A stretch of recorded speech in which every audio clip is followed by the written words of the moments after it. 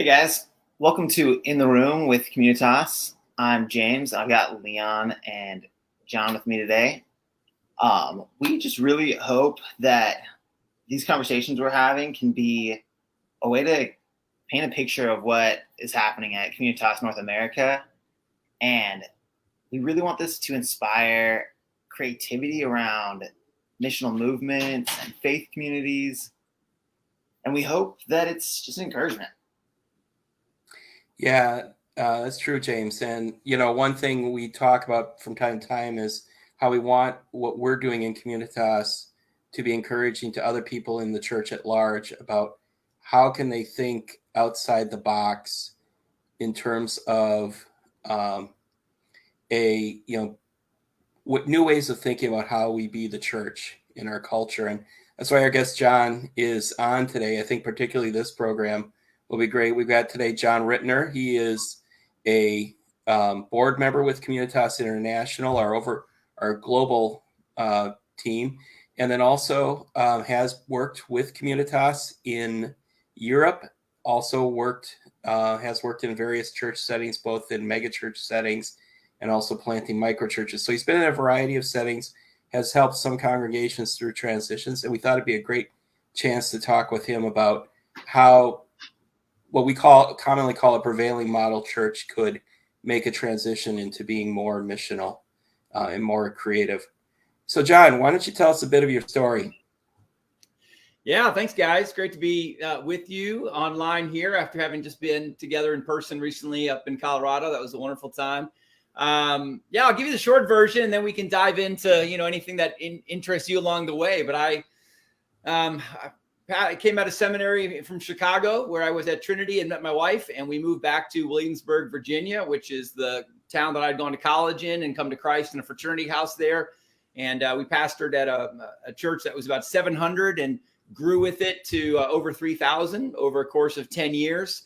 And kind of like you said, that was very much of the predominant model, Sunday-centric, kind of platform-driven church. And, honestly, it was a lot of fun and I really enjoyed it until kind of one day I realized that it was fracturing my soul in some ways. And then there's some other things I noticed that were kind of falling apart. And I began to do my own kind of deconstructing and reckoning with this model of church. And we ended up just being blown away by an invitation that the Holy Spirit gave us to go join what God was doing over in Brussels, Belgium, as part of as a Communitas staff member there. And so we joined an existing Communitas church called The Well, and then also their partner nonprofit called Serve the City, and spent 3 years in Brussels, Belgium with our kids who were 4 and 6 at the time of our move, and really went from kind of leading and pastoring a megachurch to planting microchurches in the neighborhoods of Brussels there, working with people who are primarily engaging in a post-Christian context, a much more secular, post-church, post-Christian, been there, done that, not really interested in institutional religion anymore. And that journey really was fascinating for us. And it became kind of almost a life calling to learn about Western culture and the seismic shift that's going on right now in the West. And eventually we felt like all the lessons that we had learned were things that we wanted to bring back to churches in the States where we were from. And so we took a call to serve at a church in Hollywood, California called Ecclesia.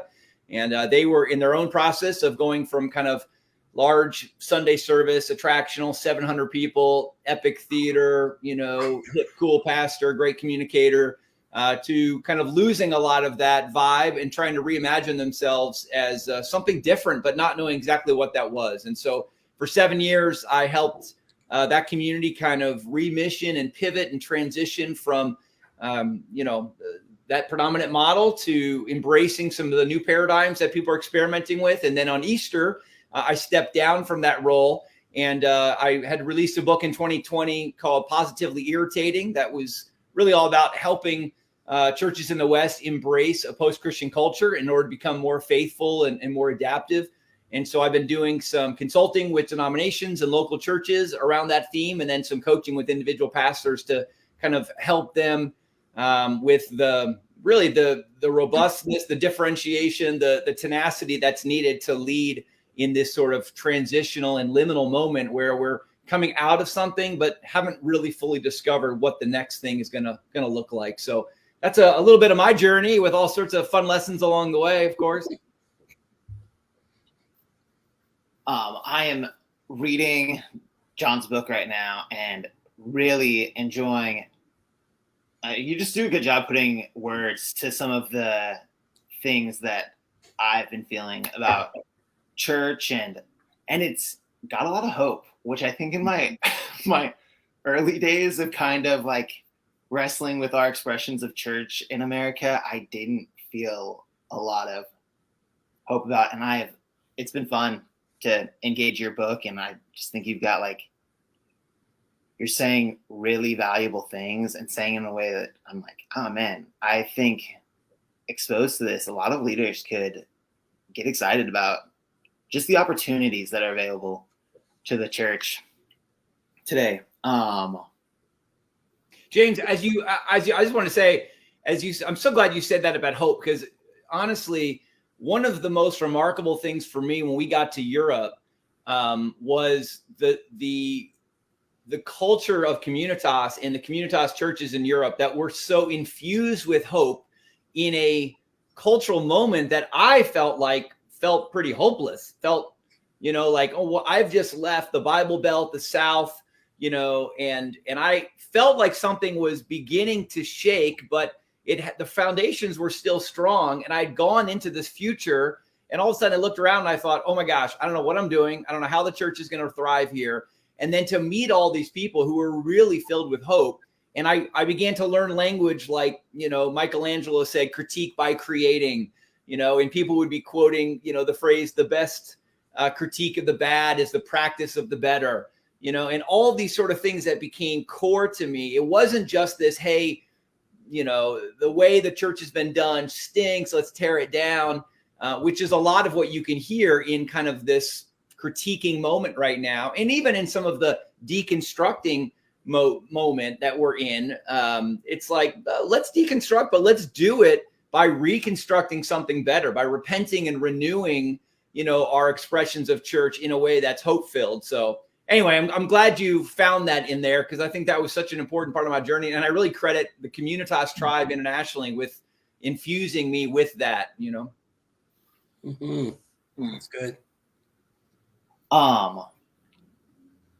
Your book, I think doing that, one of the things it achieves is it feels very empowering. And that was, I think, one of the things we really wanted to hear from you on is like what it looks like to empower, or like what it looks like to achieve change in the church. What does it look like to be imaginative about change in the church?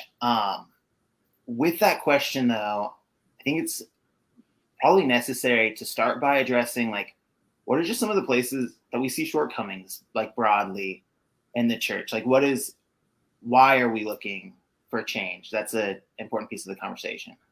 Yeah.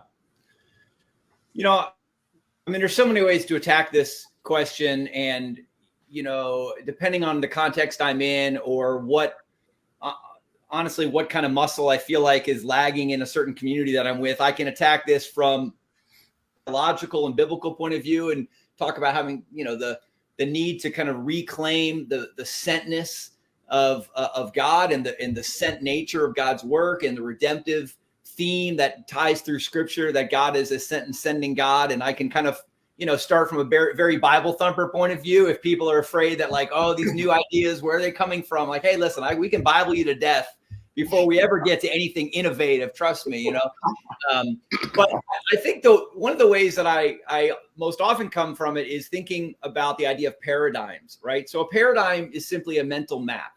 It is a way of viewing the world.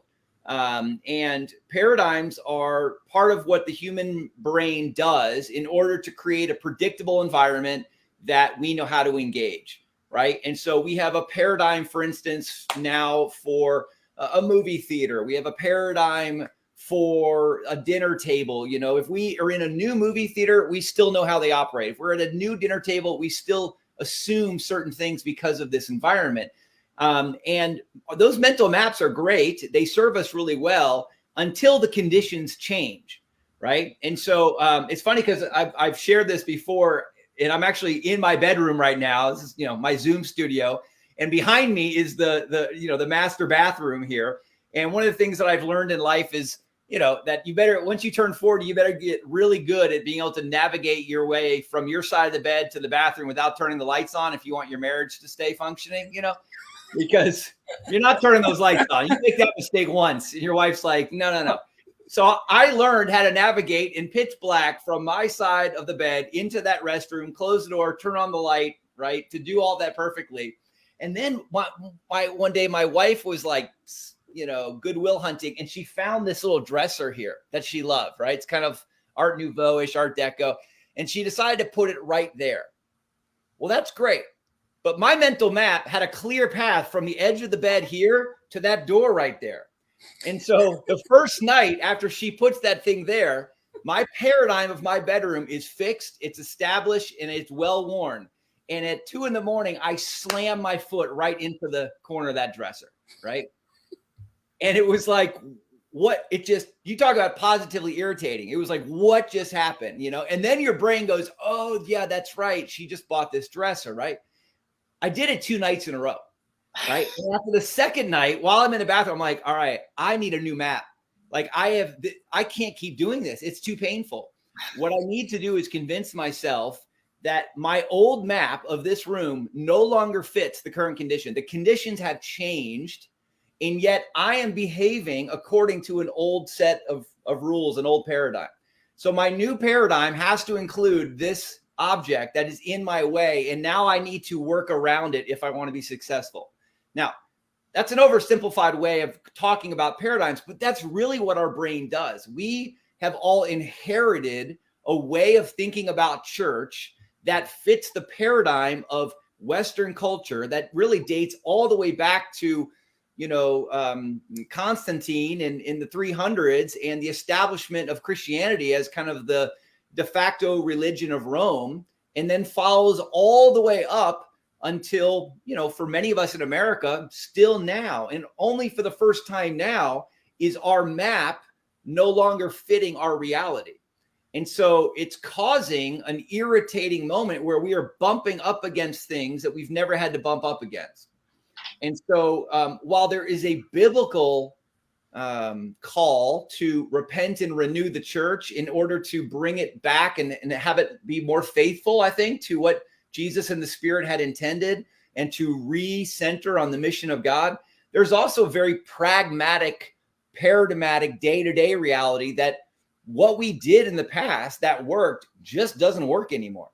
Mm-hmm. And that we are no longer in a church-centric, Christian-centric culture in the West, that Christianity has become one of many possible religions that is accepted in a pluralistic society, as well as the possibility of having no religious affiliation at all.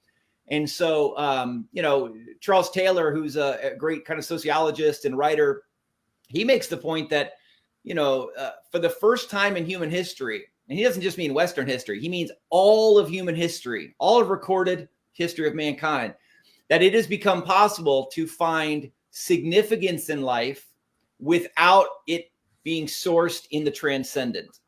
Hmm.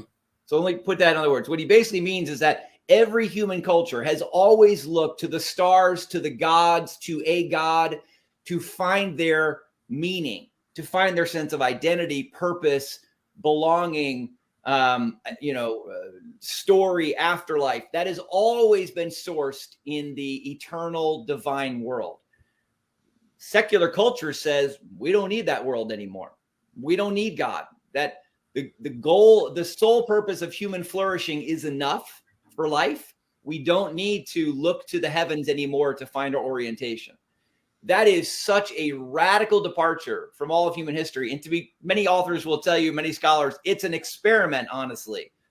And we'll find out whether a culture can hold together without those shared established values and without a sense of a transcendent God or gods that informs who we are in this world. So all that to say that if you're living in a Western culture, which, we are here in the States, the field has changed, and we no longer as Christians have home field advantage. It feels like every Sunday is a road game now. Every day is a road game, that we are one of many. And honestly, we're more marginalized than we've ever been, not in some persecuted way, but just in a decentered way that we have to then decide, how are we going to respond to that?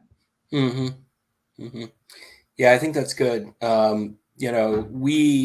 Our family has just relocated from Indianapolis up to Minnesota, where we lived. My wife lived all of her life before we were in Indianapolis, and I lived for 20 years, and we've come back, and we just feel like the whole shift the community is a lot different than what we remember 14 years ago. And yet, as we kind of interact, look around, we see some people still playing or operating with the same paradigm perspective. And the question becomes then, how do we as leaders produce change? And, I think, how does, a church or individual practice, or create a productive, informed creativity around church reform in this time?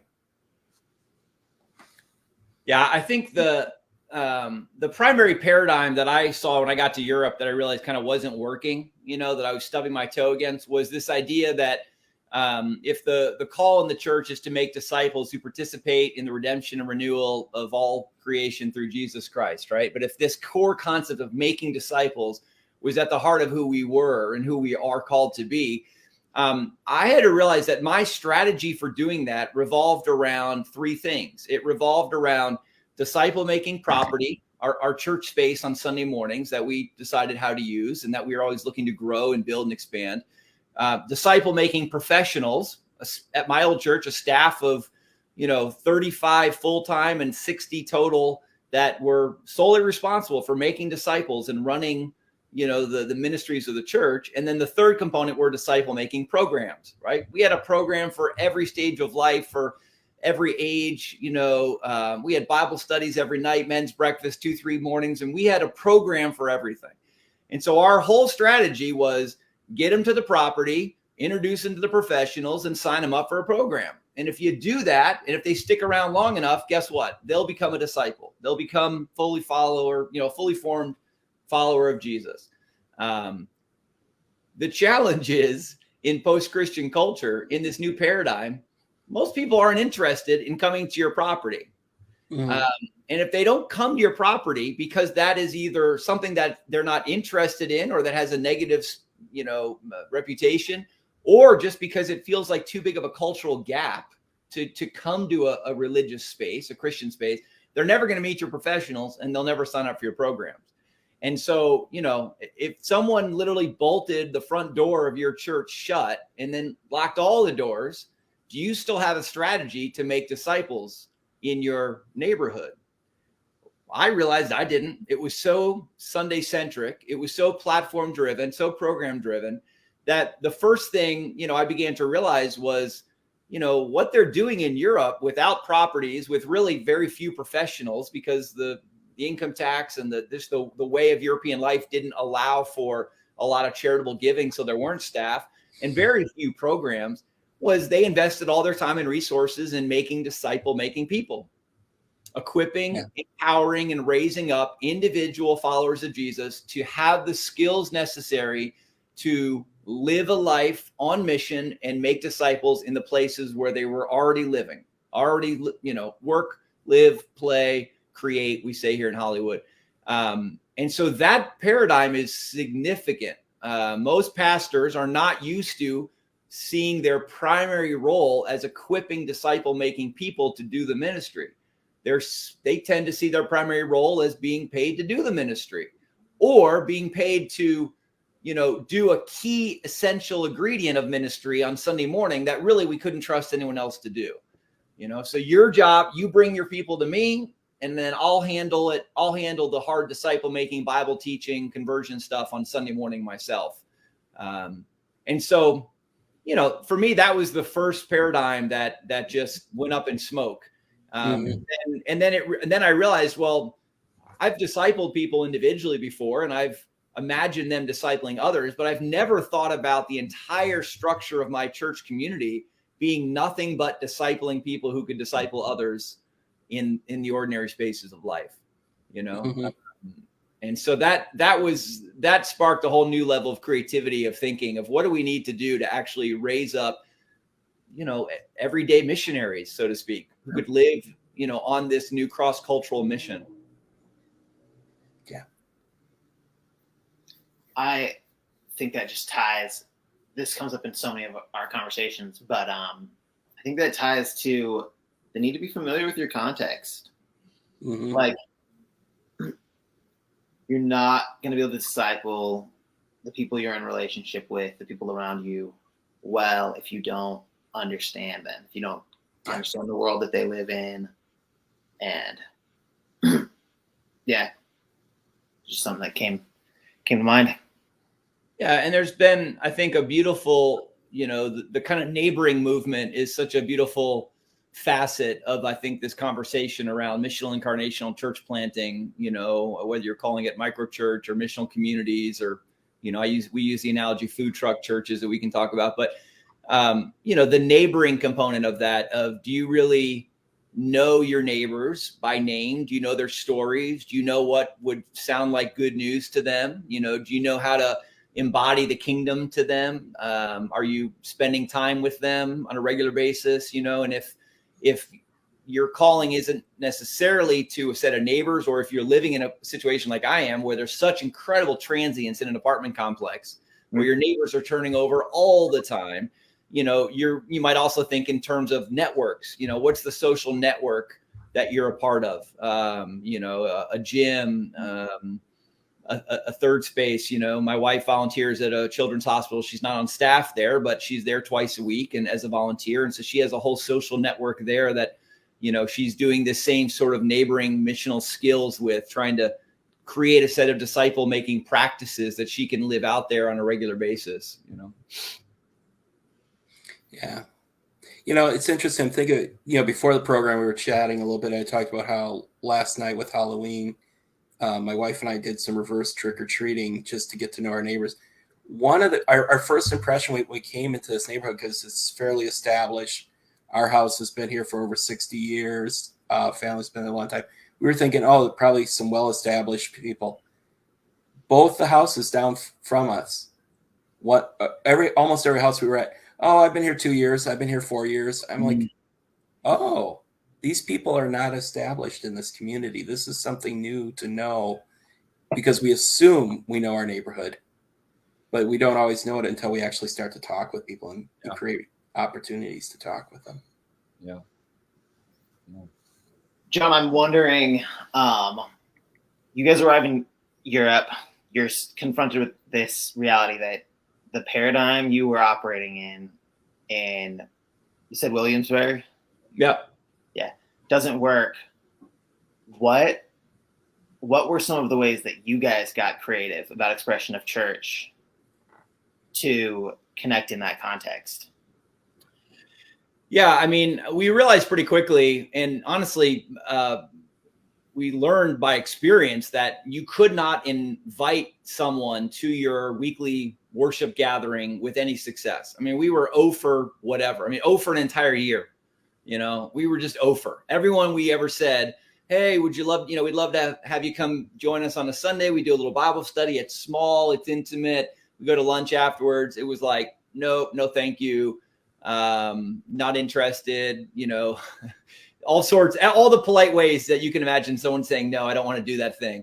And so finally we realized, like, well, this is crazy. And I think what we began to realize was the implied strategy of the well that we had missed at first was that you don't invite people to your worship gathering. That's actually on the back end. The front end, where the missional or the serving encounters that they were doing in the city through Serve the City.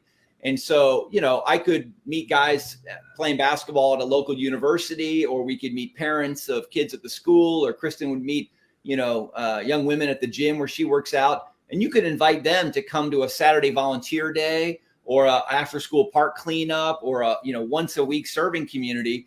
And people would often think that was pretty cool. There's not a real volunteer culture in Europe. So it was a little disruptive, but in a fun, unique way, in a like, oh, what do you do? And, oh yeah, I'd love to help clean up that park. You know, like that would be really fun.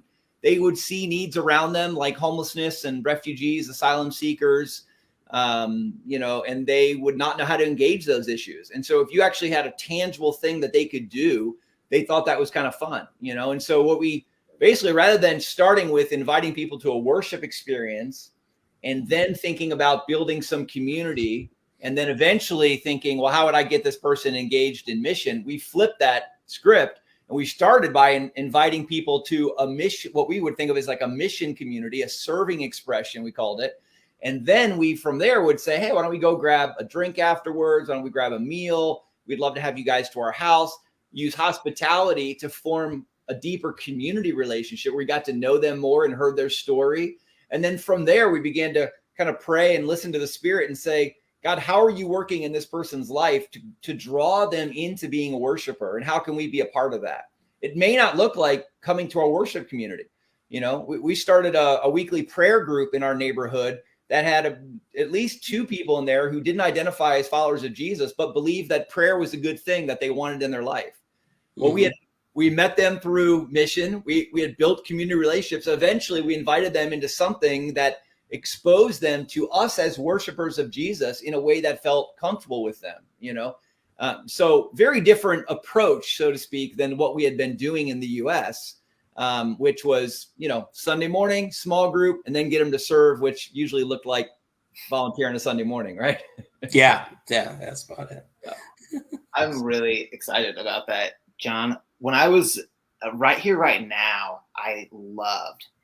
When I read Right Here, Right Now, one of the things I kept thinking, I was like, a lot of the things he's describing, it sounds like they're doing discipling before like a conversion moment. And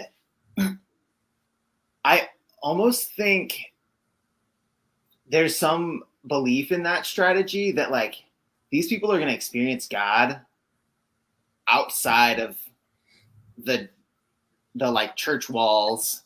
Yeah. Before, where I think often we think like, okay, we'll get them in our 4 walls and then they'll experience God.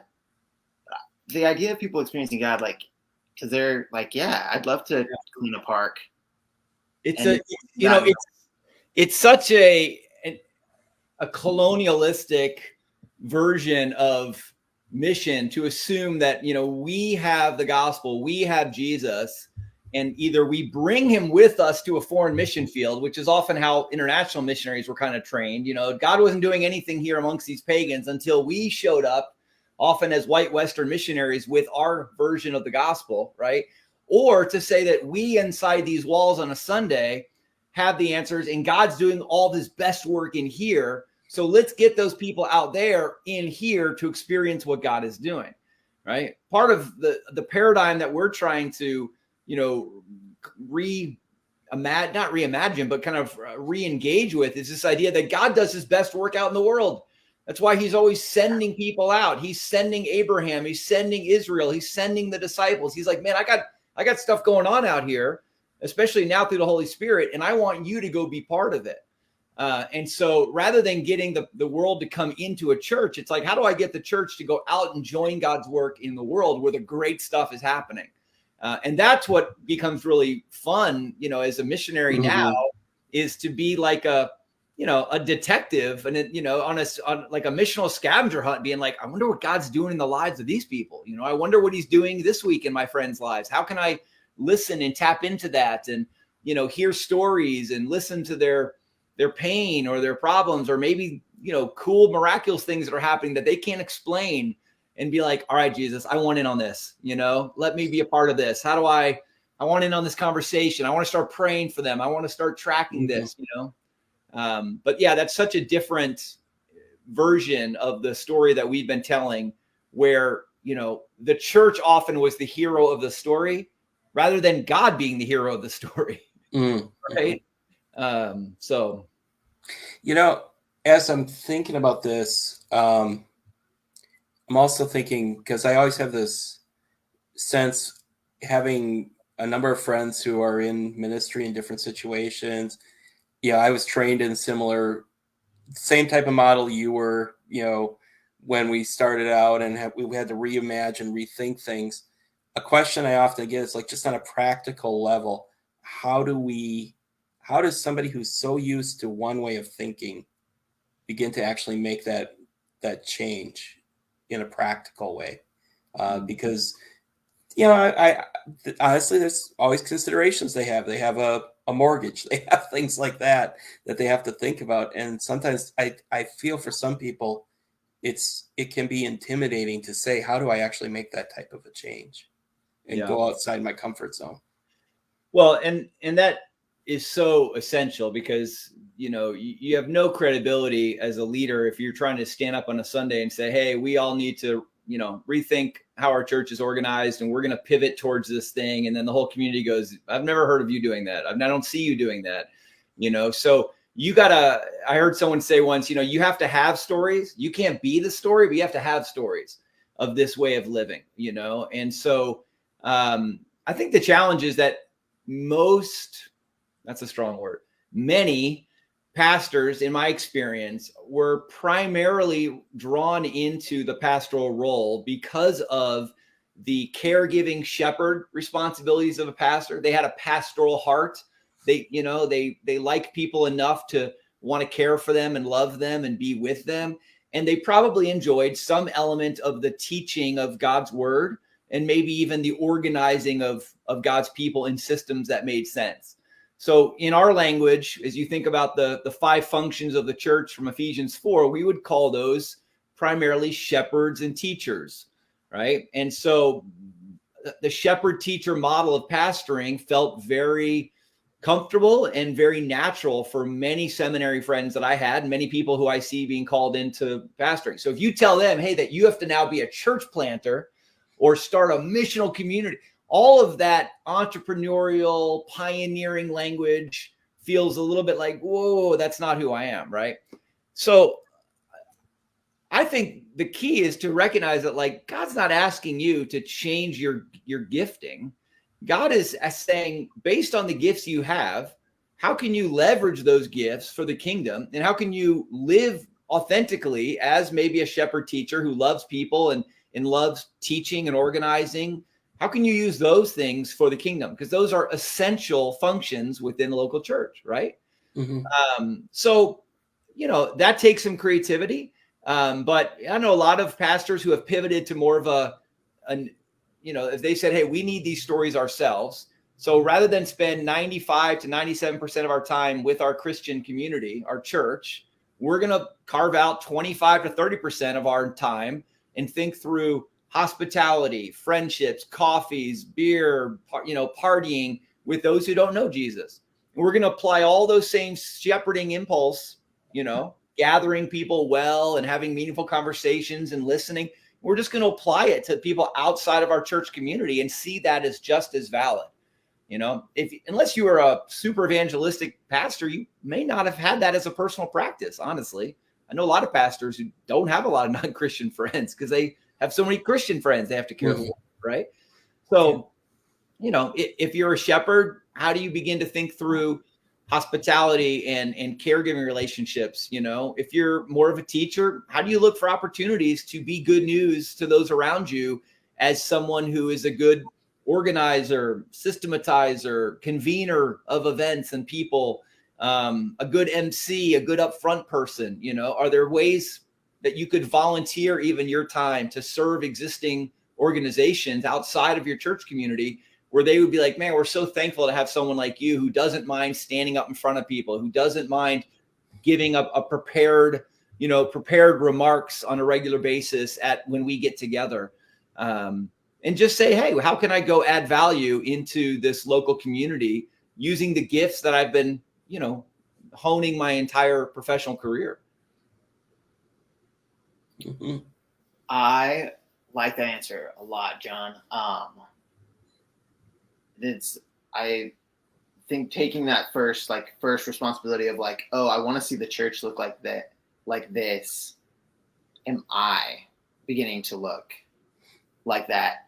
The other thing I see a lot of potential with in that answer, it's just the reality that you probably start inviting some of the people you could be discipling along into that stuff. I moved back to Bakersfield after I'd been living in Haiti and just, I think I felt that like I was caring for people. So like so much part of my life was caring for people when I was in Haiti, and now I'm not doing that.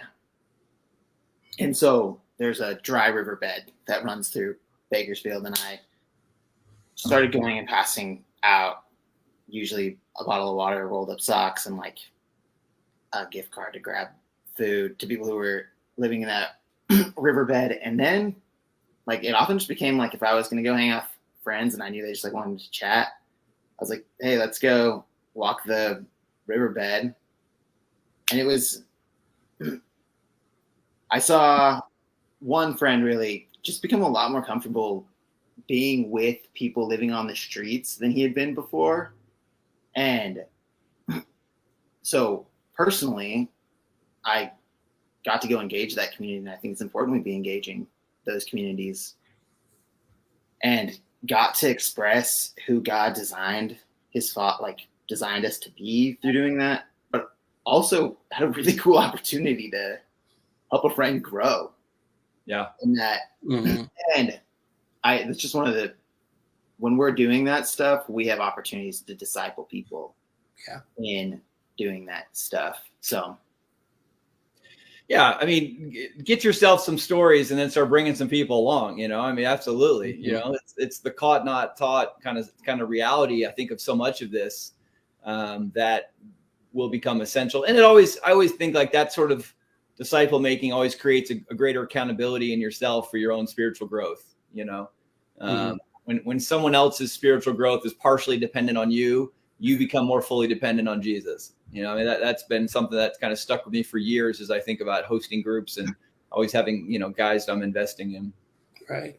Mm-hmm.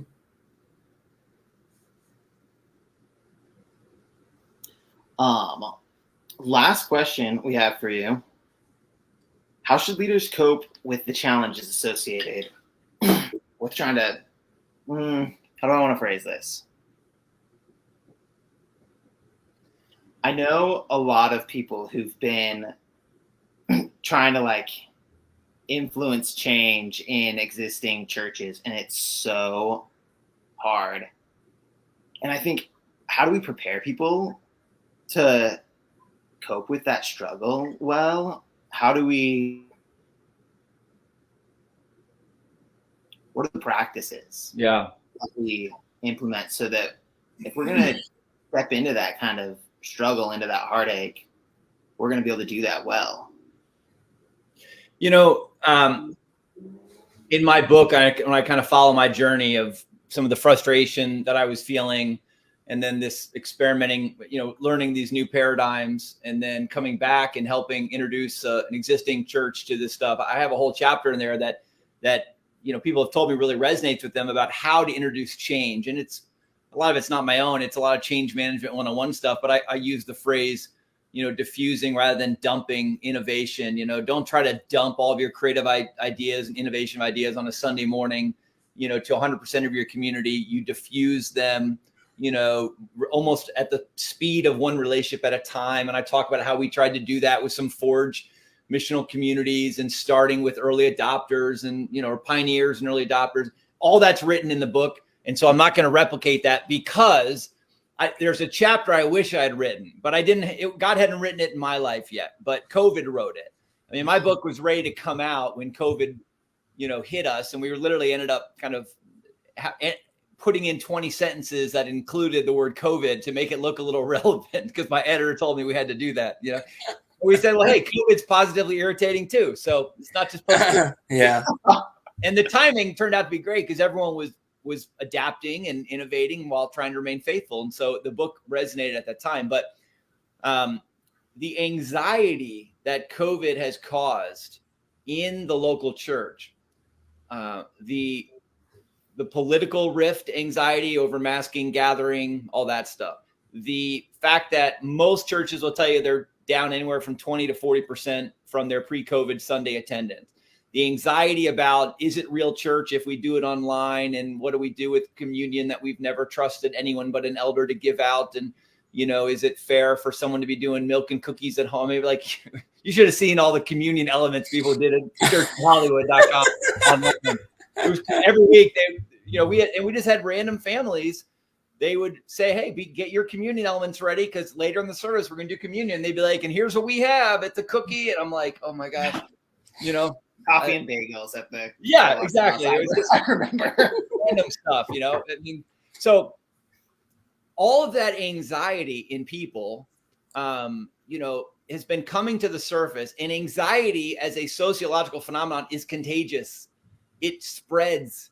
And so as individuals feel anxious, the leadership begins to feel anxious, and anxious people tend to behave badly.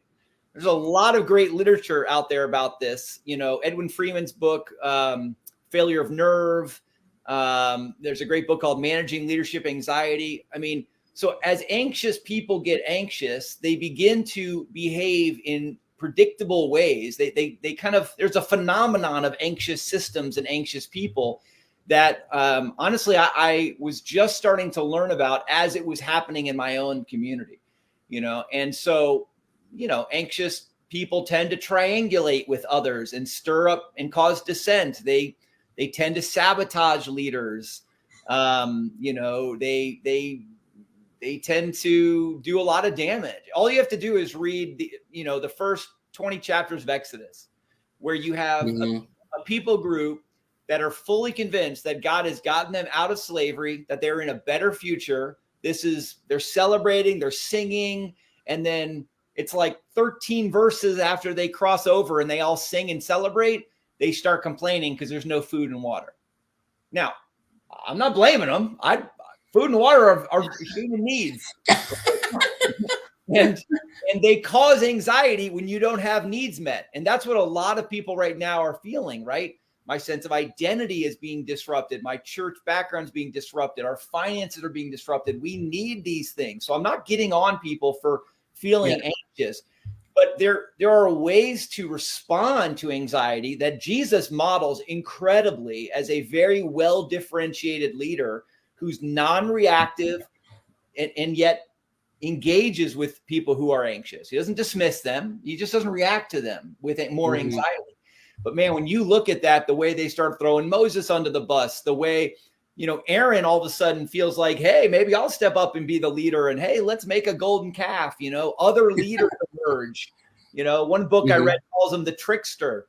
It's Gollum is the classic trickster whose own anxiety causes them to project a leadership role, but actually not have the interests of others at heart.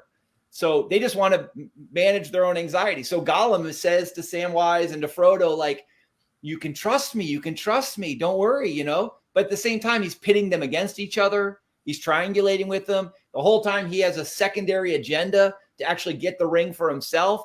But he looks like a trusted leader in that moment. So this is another phenomenon that happens often in these systems. Aaron becomes the classic trickster almost against without even knowing it. He gets roped into it, right? So it takes incredible resiliency on the part of a leader to manage that time. And it takes, you need a coach. You need someone outside of your system who can hear what you're going through and give you fresh eyes. There's a couple. Yeah. So I haven't written the chapter, but in my mind, I'm telling you, it's been what a lot of COVID leadership has been about. And honestly, it impacted my, the timing of me finally stepping down and realizing that in some ways, my community was trying to express to me they wanted to go back and I wanted to press on. And so it was only fair that if we were no longer heading in the same direction, that I allowed them to find a leader who wanted to lead in the direction that some of them wanted to go, heartbreaking in some ways for me, because I felt like, why would we ever want to go back to, to Egypt? But the more I read Exodus, the more I realized this is natural human nature, and here's the thing the Lord gave me recently. It's not that generation that makes it to the promised land, right? We all know that. The anxious generation doesn't actually make it to the promised land. It's the next generation, and it's the next generation leader in Joshua. And what is the thing that God says over and over to Joshua to help him, prepare him for a culture in a community that has lived according to a anxious phenomenon, be strong and courageous, be strong and courageous, be strong and courageous. The Lord is with you, right? Yeah. Because it takes a strength and a courage to lead a community that has a history of anxiety. And so I've been saying for years that I didn't think my generation of leaders was going to discover that what's next. I think it's going to be my kids' generation. I think they're going to see us having the courage to take risks and try things. And it's going to, prepare them to actually discover the next. I don't think the 40-year-old leaders are going to find it. I think the 15-year-old leaders are going to figure it out. And when I saw that recently with Joshua, I thought, oh my gosh, it's the same pattern. There's still too much anxiety inherent in our existing systems for us to truly make it into the promised land. So I do think we're in a liminal time. And Mark Sayers has just written a great book, where he basically argues similarly that kind of we're in this liminal gray zone where the old has passed away, the new hasn't really come. And what do you do in that liminality, So It's hard, man. It is personally hard. It's professionally hard. It is spiritually hard. I have spent many hours in this room right here, not able to sleep at 1, 2, 3 in the morning, wrestling with, the responses that I was getting from people who I really deeply loved and thought I was leading well, who in many ways were not responding to me.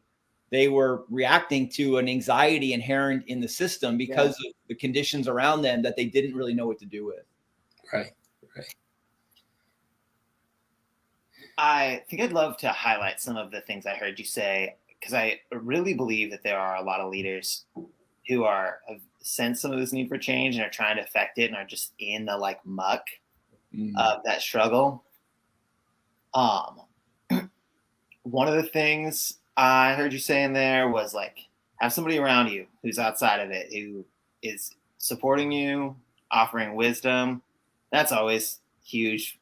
One, because we can be so blind about things. Two, because, man, I just know I need people in my corner who are like, hey, dude, you're pursuing something worth pursuing. You're whatever the narrative I'm telling myself that's harmful. I need someone to disconnect you.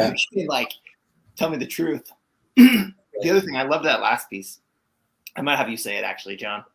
That piece that you were saying about what was influencing Joshua's leading. You mean to be strong and courageous? Yeah. Just it takes incredible courage to stand up in the face of an anxious system that is being reactionary, potentially sabotaging your own leadership efforts, often triangulating, building intimacy with others behind your back in a way that feels painful and hurtful, and to keep pressing on to the place that you feel God calling you to go. It doesn't, again, from a human nature point of view, it doesn't surprise me that, Moses went from calling water out of a rock to beating that rock with a stick, man, because, right? I don't think that they want to just beat the town on that rock. It's his own way of being what is the deal, God? I mean, he kind of wanted to beat the sheep that he was leading, but he couldn't do that. So in some ways, this rock becomes the icon for how hard the leadership journey has been and how frustrated he is that God hasn't fixed it yet. Yeah. And so, many people will say it was an act of discipline, but it may have also been an act of grace that God released Moses from leadership and said, you know what? It's enough. It's enough. Yeah. Time for someone else who's younger and whose calling is going to be, strength and courage from a young leadership position to take over for you, Moses. Yeah. You've done enough. You don't see Moses freaking out and desperately wrestling with God going, no, I have to. He's like, okay, cool. That's good. Yeah. Ran my race. And that is, I'll just say, from the perspective of I hate to say older leaders now. Doesn't that feel uncomfortable, John, at times? I turn 47 next week. What? I turn 47 next week. I got my gray hair right here. Yeah, I know. I've got it here too. And but how challenging that is to be willing to, and the maturity it takes.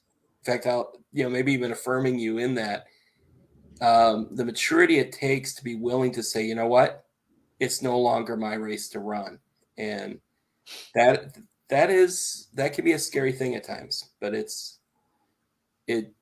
takes a growth point to be able to say that too. Yeah. Yeah.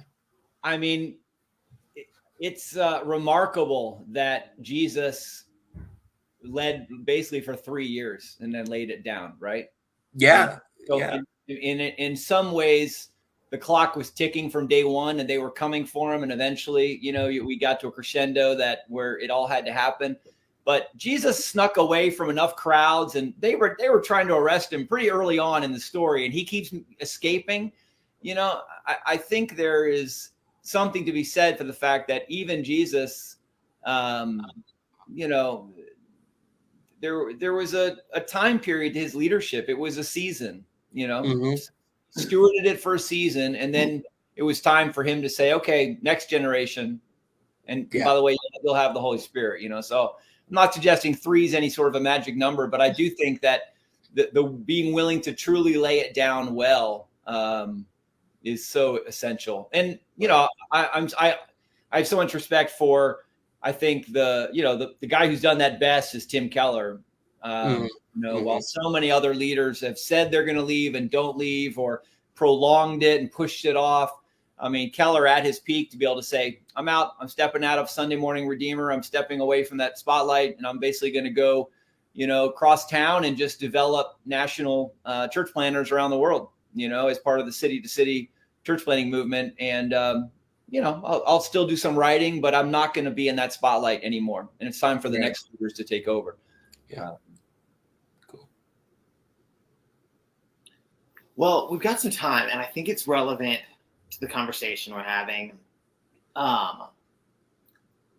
Another trend I think I see amongst leaders in the church is, I think you see a lot of people with passion for what God's doing, passion for the people outside of the church, just like ready to see some transformation happen in the church, who are not in formal leadership roles. And I just want to hear from you, like, how do these people influence change? How does the non-pastor influence change in their faith community?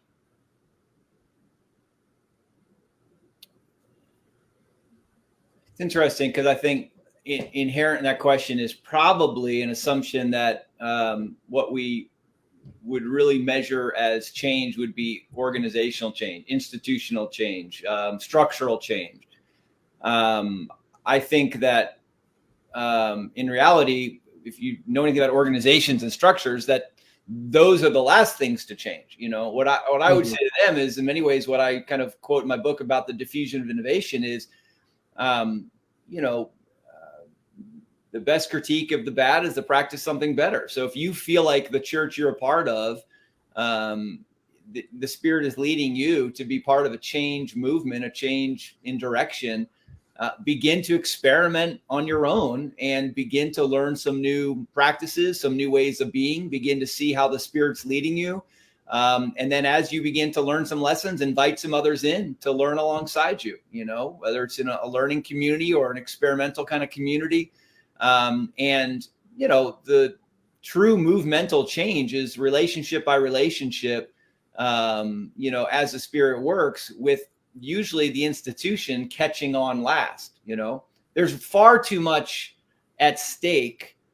If your senior pastor, if your elder board, if your trustees are not having these conversations on their own currently, they have way too much at stake to, if you try to go to them and say, hey, I'm a lay leader and I think we need to change. They've got salaries, careers, reputations, things, board. No.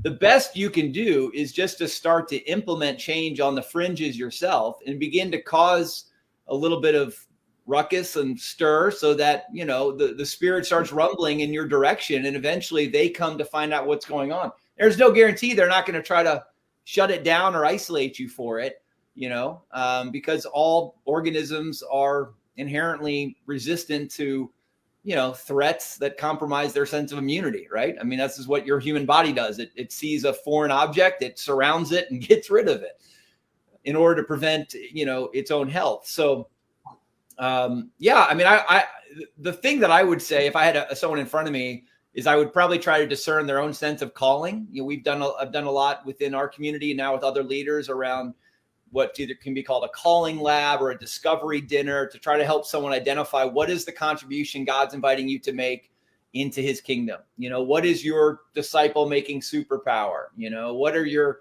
strengths? Tell me about your story. Tell me what energizes you. And let's try to figure out what function or role you play in a wide variety of contexts that adds value. And how do we get you doing that as often as possible, knowing that God's going to use that to bless others?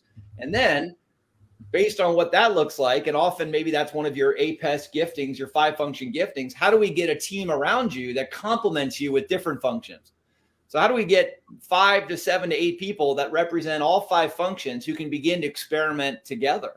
And then towards the end of my book, when I talk about food truck church, I say, how do you come together and begin to, discover what God is doing in the community, discover the community needs, discern how you can participate, start doing something, and then debrief it and say, should we pivot in a new direction or should we persevere and keep doing more of it?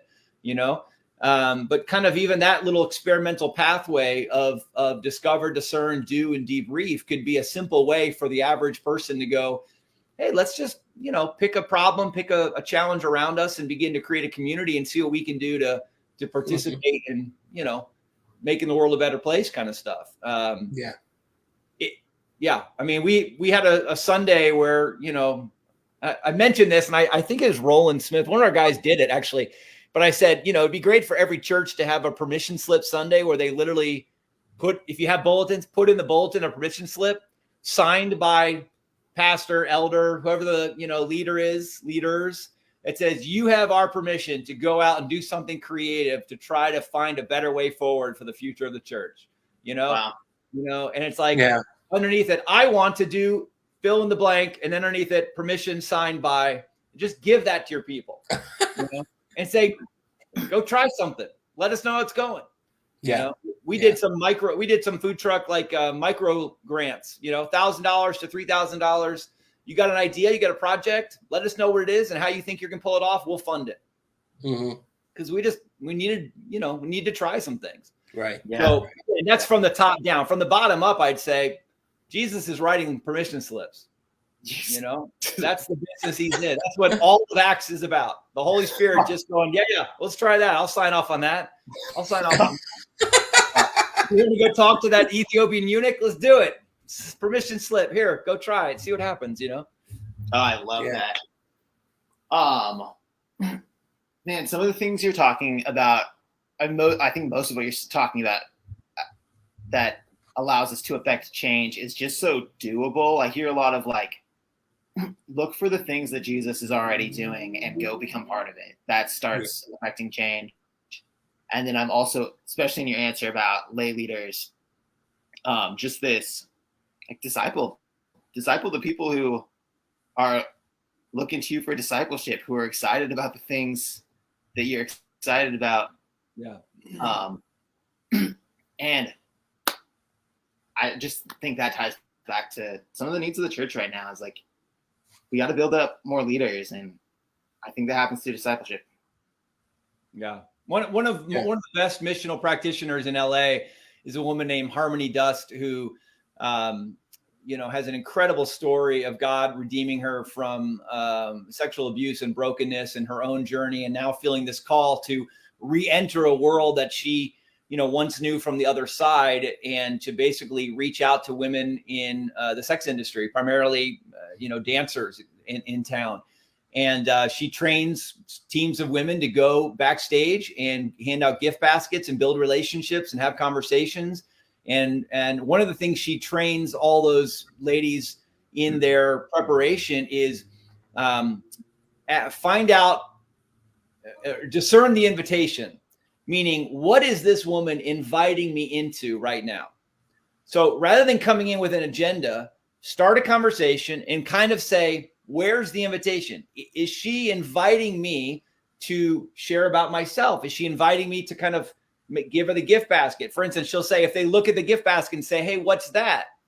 That's an invitation for you to say, well, actually, this is a gift I brought for you. I'd like to give it to you. Can I show you what's in it? If the woman won't make eye contact, well, okay, then maybe you don't leave the basket. You might just sit there for a moment, and ask how your day is going.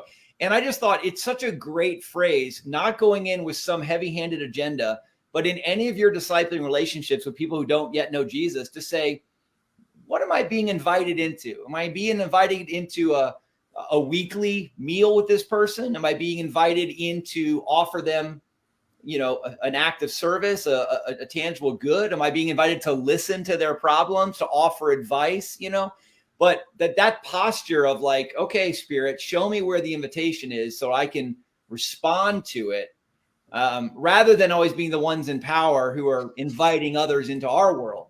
You know what I'm saying?